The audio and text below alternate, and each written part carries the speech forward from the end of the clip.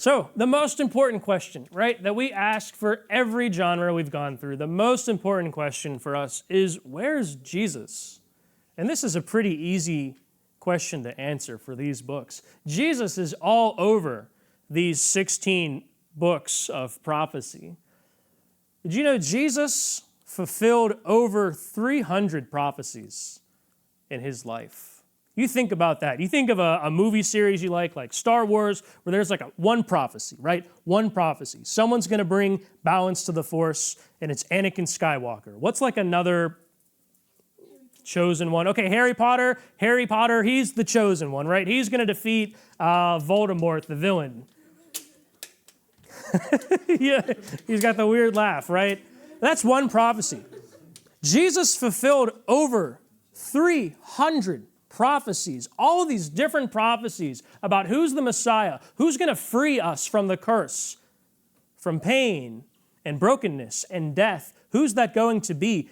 Clearly, it's Jesus, because there's over 300 prophecies about Jesus, or about the Messiah, that Jesus fulfilled with his life and death and resurrection, his birth, and a bunch of things. So this is a kind of easy question to answer, but it's really fascinating when you look through.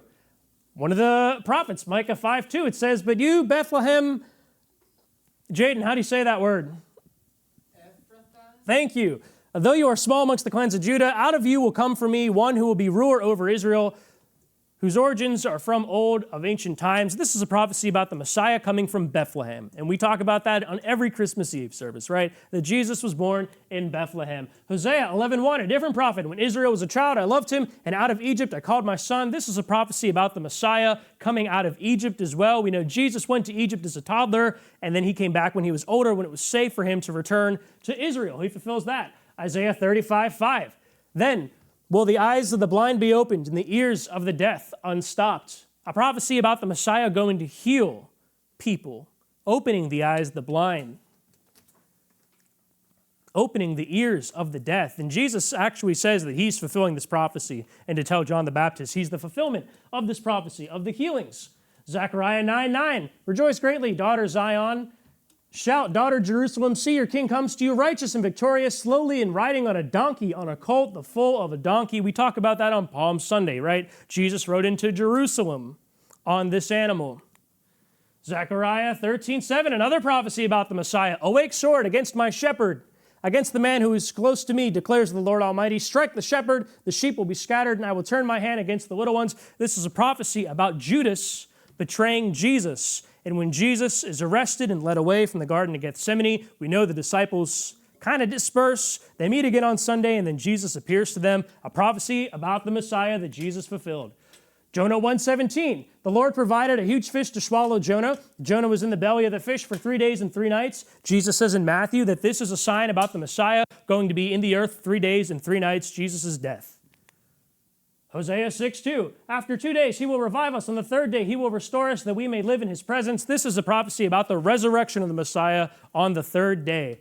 There's hundreds of these prophecies throughout the Old Testament, lots of them found in the prophets. They're all pointing forward to a Messiah to free us from the curse of sin that we're under.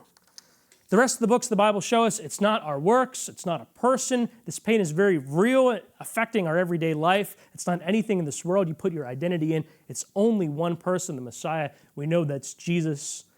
And we'll talk about that when we talk about the Gospels in a few weeks.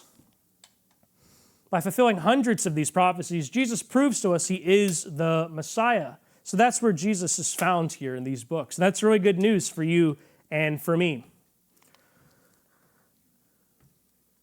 Just amazing, right? All the cross-references in the Bible, chapter to chapter, book to book. So many prophecies that Jesus fulfills